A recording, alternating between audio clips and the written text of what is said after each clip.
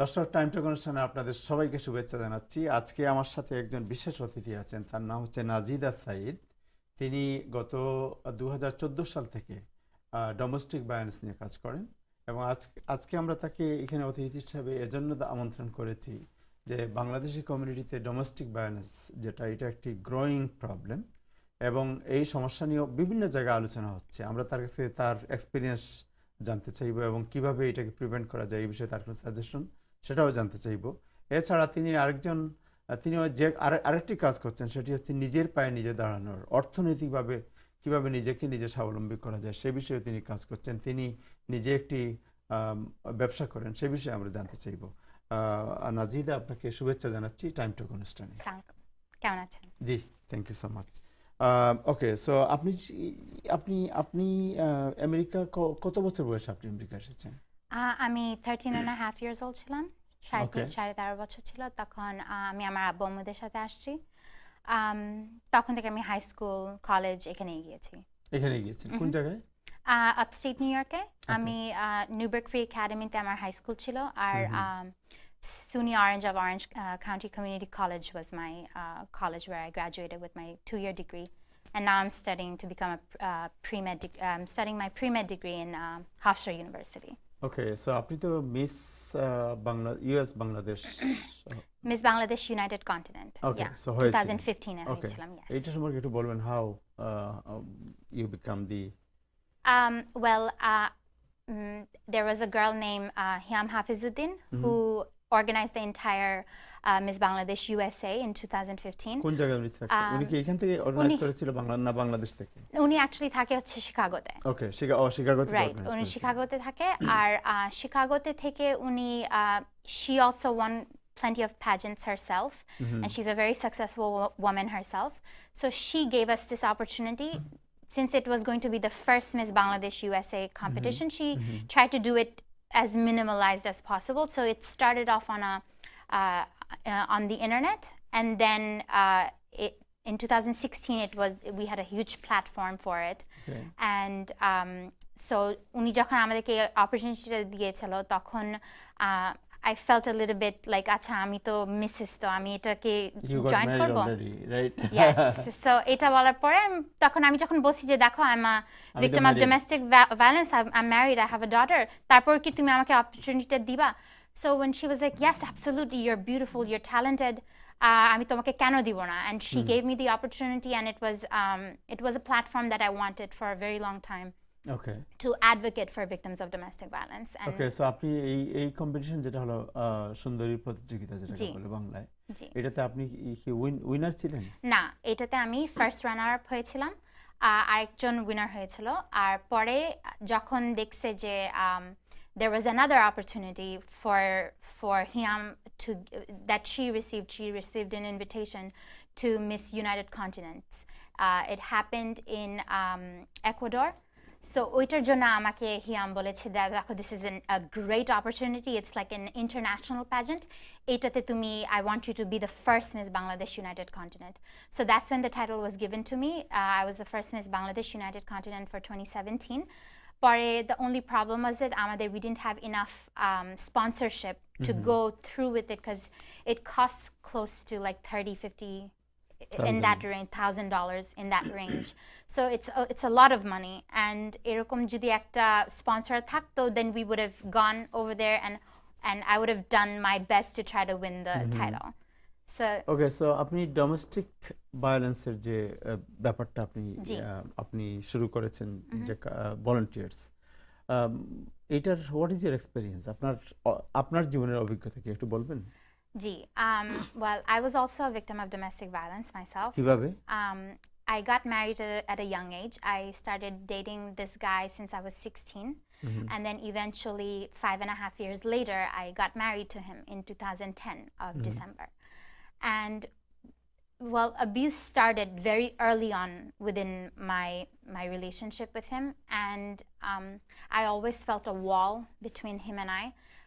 It was আমাকে সবসময় মানে আমার কাছে মনে হতো যে মিথ্যা কথা বলতেছে, কিছু লুকাচ্ছে, কিন্তু আমি কখনো I was very young, আমার কোনো এক্সপেরিয়েন্স ছিল না। What was the age difference আপনাদের সাথে আর আপনার হাজবেন্ড? 10 বছর। I was 16 and he was 26 at that time. Okay. তো So তারপরে কি হলো? ওইটাই that was my worst decision that I have ever made. I feel like that pushed me 10 years back.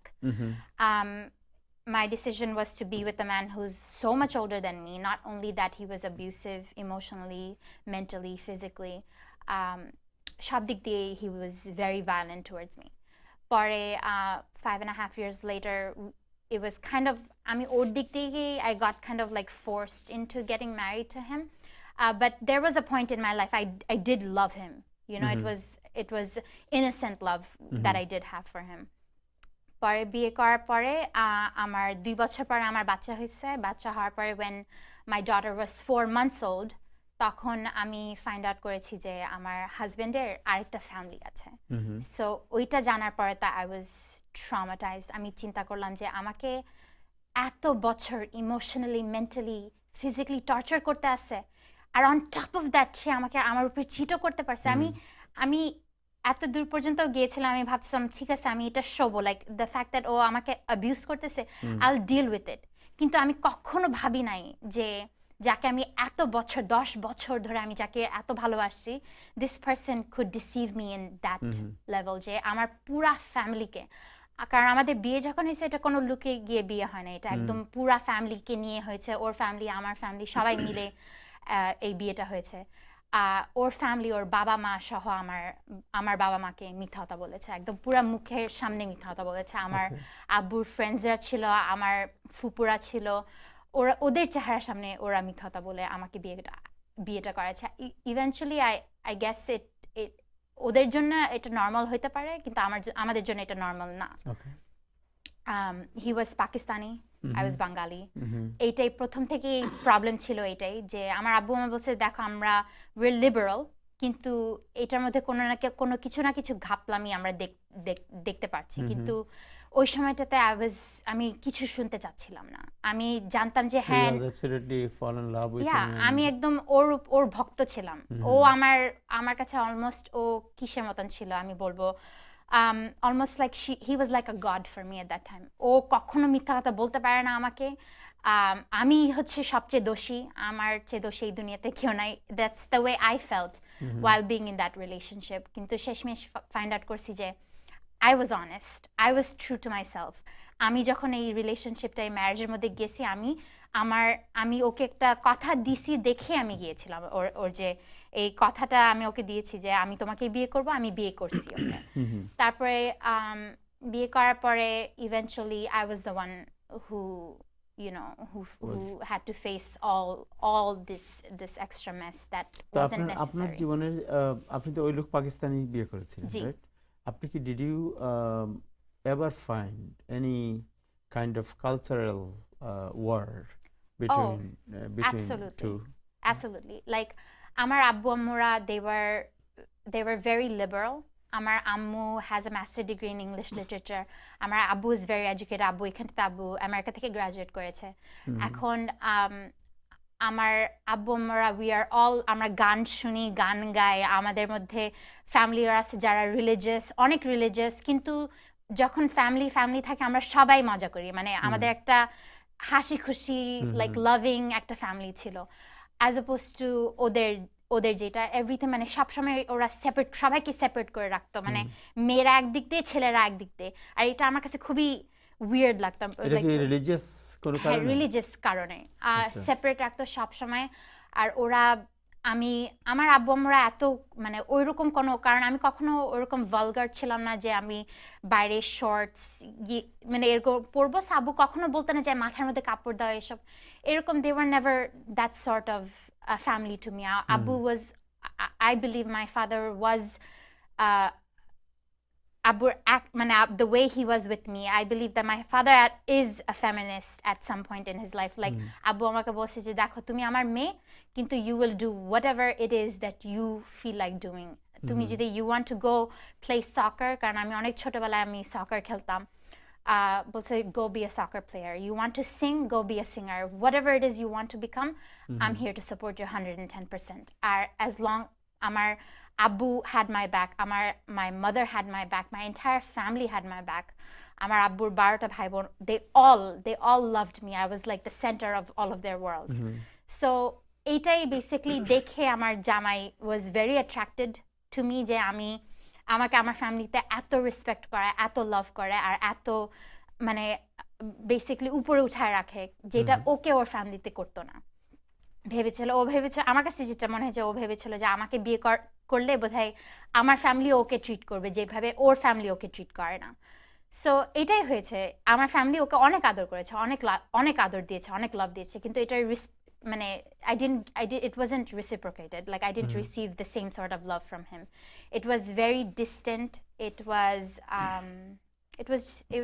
a very so dark আপনার life. Interracial marriage যেটা, এটা তো এখানে হচ্ছে অনেক, right?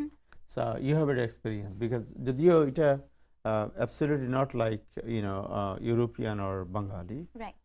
But still Pakistani and Bangladeshis. Bangladeshi, right. ইন্টাররেশিয়াল ম্যারেজের ব্যাপারে যদি আপনাকে প্রশ্ন করা হয় যে your experience and what is your message to others, Well, কি বলবেন আপনি?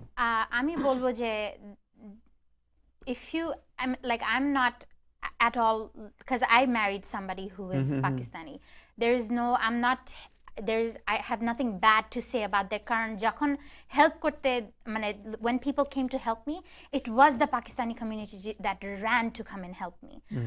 আমি যেই ফাউন্ডেশনের জন্য আমি ভলান্টিয়ার করি, everybody in there is Pakistani and Indian. So ওরা সবাই আমাকে হেল্প করছে, যতগুলো মহিলা ছিল, পাকিস্তানি মহিলা, ইন্ডিয়ান মহিলা, ওরা সবাই হেল্প করেছে। কিন্তু আমি at the end of the day এটাই বলবো যে তুমি when you go into some sort of interracial, even if it's this, even আমাদের religionও similar ছিল কিন্তু culturally different ছিল, even if you're going to a relationship like that, সব কিছু মানে দেখে নিতে হবে। Like you have to know that তুমি the way you were raised in your own household, that they are the same way. কিন্তু ওইরকম যদি raised না হয়, if they are in a totally different culture as opposed to you, I don't think মানে তুমি তোমার ভিতরের Chahat, like ভিতরের যেটা the thing that you want for yourself, you will never fulfill it in that sort of environment. যেটা হচ্ছে তোমার যেভাবে the way you were brought up, ওইটা থেকে অনেক different. Okay, so we'll talk more. আমরা একটা ছোট বিরতিতে যাব, বিরতির পরে আসবো আবার। Sure. দর্শক, আমরা একটা ছোট বিরতিতে যাচ্ছি, বিরতির পরে ফিরবো, আমাদের সাথেই থাকুন।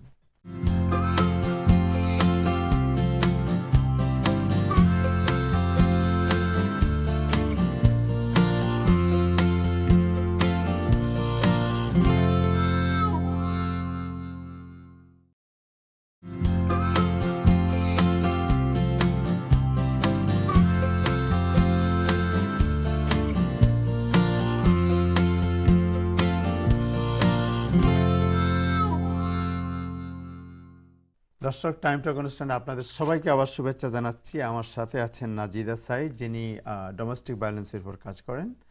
নাজিদা, আপনাকে আবার শুভেচ্ছা জানাচ্ছি আমাদের টাইম টেলিভিশনের এই অনুষ্ঠানে। যেটা আলোচনা করছিলাম যে ইন্টাররেশিয়াল ম্যারেজ। সো যদি কেউ অন্য কোনো ধর্ম বা অন্য কোনো বর্ণের বা অন্য কোনো দেশের লোককে বিয়ে করতে চায়, ছেলে হোক মেয়ে হোক, তাহলে তার যে জিনিসগুলো দেখা উচিত, আপনি বলছেন যে আপনার যে চিন্তা, আপনার যে অনুভূতি, আপনার যে বেড়ে ওঠার যে পরিবেশ, এই পরিবেশের সাথে ওইটা মানাতে পারবে কিনা, খাপ খাওয়াতে পারবে কিনা, এই জিনিসটা দেখা উচিত, নাকি না আর কিছু আপনি বলবেন? জি, এখন এটার মধ্যে মানে for example, the way I was brought up in my family, আমার family, they were very liberal, they were very educated, but they also loved having fun. এখন interracial marriage হওয়ার পরেও যদি if the other person's family is the same way, তখন একটা mental একটা connection আসে, তখন একটা then you can go someplace. কিন্তু তোমার family ধরা এত liberal আর আরেকজনের family এত conservative to the point where মানে আমার কাছে মনে হতো like I was completely trapped in a four box. Okay. Like so four wall box. so when আপনার হাজবেন্ডের যে ডোমেস্টিক ভায়োলেন্স যেটা, এটার পরে আপনি তো you got separated, right? Absolutely. আমরা সেপারেট হয়েছি 2013 and divorce? ডিভোর্স এখনো we're still in the process, কারণ আমেরিকাতে এখানে তো অনেক ডিভোর্সিং so কাস্টাডি অনেক separation সময় পরে আপনি কোথায় গেলেন? সেপারেশন পরে I ended up in a shelter. I was living in a shelter for 6 months. Where? In Hempstead, Okay. Long Island. আমি একটা জিনিস ওখানে নিয়ে কি নিউ ইয়র্ক সিটির যে শেল্টার সিস্টেম সেম সিস্টেম ওখানে আছে? না, it's a bit different. কারণ New York City, Queens, Brooklyn এদের shelter system is a little bit more rough than it was in Long Island. And ওইটার জন্য I feel like I'm quite grateful যে even though আমি একটা shelter সিস্টেমে ছিলাম, I still received a very good care as opposed to আমি জানি যে এখানটাতে কুইন্সের shelter system is very bad, মানে Very bad, মানুষ yeah. চুরি টুরি করে। আমার সব কোনো প্রবলেম ছিল না। আমাকে একটা সুন্দর একটা রুম দিয়েছিল আমার বাচ্চার সাথে। আমার বাচ্চা তখন মাত্র সাড়ে দুই বছর, মানে 2.5 বছর ছিল। 2 বছর বয়স, সো মানে আমি ওই সিস্টেমে ছিলাম, but that was one of the worst okay time of my life. Okay. So আপনি যে সংগঠনের সাথে কাজ করেন ডোমেস্টিক ভায়োলেন্স, জি। এটা সংগঠনের নাম কি? ওদের নাম হচ্ছে domestic harmony foundation. Okay, where is the base? ওদের বেস হচ্ছে ওয়েস্টবেরিতে, ওয়েস্টবেরি লং আইল্যান্ড। সো ওরা কি কাজ করে? South Asian? সাউথ এশিয়ান কাজ করে। They also work with women who are of a different background but they're married to South Asian men. Oder, like we deal with a lot of those females. Okay, so south আপনার যে work, এই ওয়ার্কে আপনি south এশিয়ানদের মধ্যে domestic ভায়োলেন্সের সংখ্যা এবং এটার কারণ কি বলে মনে করেন? সংখ্যা আমি from what I know is that আমাদের স্পেসিফিকলি বাংলাদেশি যে কমিউনিটিটা, it's they call police the most, মানে এটার মধ্যে অনেক আমাদের বাংলাদেশি যে কমিউনিটি আছে এখানটাতে, they have the worst reputation in the police community. আমাদের they call মানে I would say it's 70% police call করে, পুলিশ কল করে। But the problem is that everything is hidden. Everything মানে মানুষদের সামনে, in front of public, it's like something that you cannot talk about. ঠিক আছে, একটা ছেলে আছে who's abusing a woman, কিন্তু আমি অ্যাবিউজ হইতেই থাকবো, কিন্তু এটা ব্যাপারে কিছু বলবো না, just to protect my husband's image. এটা it sounds good, it শুনতে অনেক ভালো লাগে, but at the end of the day what are you doing to yourself? You're hurting yourself, your own body. আমার একটা 4 বছর একটা মেয়ে আছে। I wouldn't want to see her in that place ever in her life. আমি চাবো না যে আমি আমার একটা বোনকে এভাবে দেখতে, আমি চাবো না যে আমার মাকে এই সিচুয়েশনে দেখতে। So that's the place that I look at it as, that we have to have some sort of voice in regards to. So Bangladeshi যারা এখানে থাকে, জি, এই যে ডোমেস্টিক ভায়োলেন্সের যে বিষয়টা বললেন, what is domestic violence? Domestic violence এটা ছেলেরাও হয়তো করতে পারে, মেয়েরাও করতে পারে। এখন যেটা স্ট্যাটিস্টিক্স বলে যে the victims of domestic violence are predominantly women. Domestic violence শুরু হয় গালাগালি, arguments, মারধর, আর like doing it, like having fights after fights in front of children, cheating, lying, going behind each other. আর কি হতে পারে, আর এগুলাই basically. So physical abuse, physical abuse, mental torture. মানে mental torture is the worst. শারীরিকভাবে মারধর করা, যেটাকে বলে চড় মারা, থাপ্পড় মারা বা এরকম করা। তারপরে এটা মেন্টাল অ্যাবিউজটা কি? মেন্টাল অ্যাবিউজটা হচ্ছে অনেকটা একটা বলবো যে একটা মানুষকে ওভারপাওয়ার করা, কথায় ওভারপাওয়ার করা, অথবা কন্ট্রোল করে ওভারপাওয়ার করা। মানে আমি বলতেছি না যে সব মেয়ের, মানে একজন মানুষ তার ইচ্ছার বিরুদ্ধে আপনার ইচ্ছাকে মানে তার ইচ্ছা দিয়ে এক্সিকিউট করা, অলওয়েজ আমার ইচ্ছাকে এক্সিকিউট করা, অথচ সেটা পছন্দ করছে না। হ্যাঁ, এক্স্যাক্টলি। এখন এটা হচ্ছে মানে আমি চাচ্ছি একটা জিনিস করতে, কিন্তু আমাকে করতে দিতে, মানে as if I'm not a human being of my own, with my own mind and my own thoughts, that I cannot do something on my own. So domestic violence এর শিকার কি শুধু মেয়েরাই হয় না, ছেলেরাও হতে পারে? ছেলেরা হয়, কিন্তু ছেলেদের পার্সেন্টেজ ইজ ভেরি লো, অনেক লো। কারণ ডোমেস্টিক ভায়োলেন্স প্রথম শুরু হয় ফিজিক্যালি, প্রথম শুরু হয় মেন্টালি, পরে যায় হচ্ছে ফিজিক্যালি। এখন ফিজিক্যালি এটা বলা যায় যে ছেলেরা is a lot more physically stronger, unless you have a woman like China who's like a WrestleMania champion. Unless like that, if you're something like that, then I guess you can overpower a man. But unless you're strong within yourself, একটা ছেলেকে ওভারপাওয়ার করা, it's not that simple, it's not easy, এটা করা যায় না। So আপনি যেটা বলছেন ডোমেস্টিক ভায়োলেন্সের মানে কেউ যদি বলে যে ডোমেস্টিক ভায়োলেন্স এটাকে প্রোটেক্ট করা, এটাকে প্রিভেন্ট করা এবং ডোমেস্টিক ভায়োলেন্স থেকে নিজেকে বাঁচিয়ে রাখা, what they suppose to do, এবং কেন হচ্ছে ডোমেস্টিক ভায়োলেন্স কেন হয়?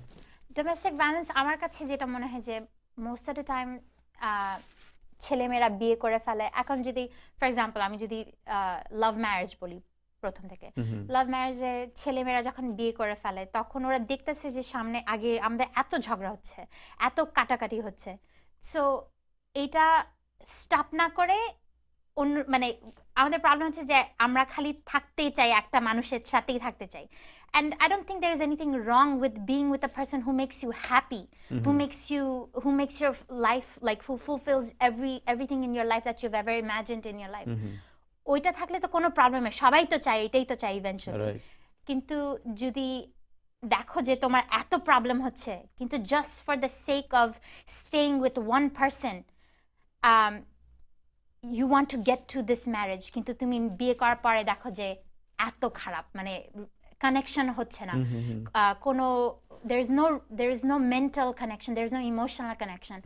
Emotional, mental আর একটা to certain level physical একটা কানেকশন দরকার, মানে it's very necessary. Okay, so আপনি যদি আপনাকে প্রশ্ন মানে জিজ্ঞেস করা হয় যে যারা বাংলাদেশি মহিলা আছে তাদের ব্যাপারে আপনার সাজেশন কি? What is your suggestion? আমি তাদেরকে বলতে চাই যে দেখো, there is nothing wrong with leaving an abusive marriage. Happy marriage থাকলে তো সবাই, everybody should be happy about it. কিন্তু if you are in an abusive marriage where you see your husband is cheating on you, lying to you, hurting you emotionally, mentally, mental torture তো কত, so many ways. এটা verbally মানে verbal থেকেই শুরু হয়, মুখ থেকে গালাগালি করা। When you see certain patterns like this, don't give excuses for him.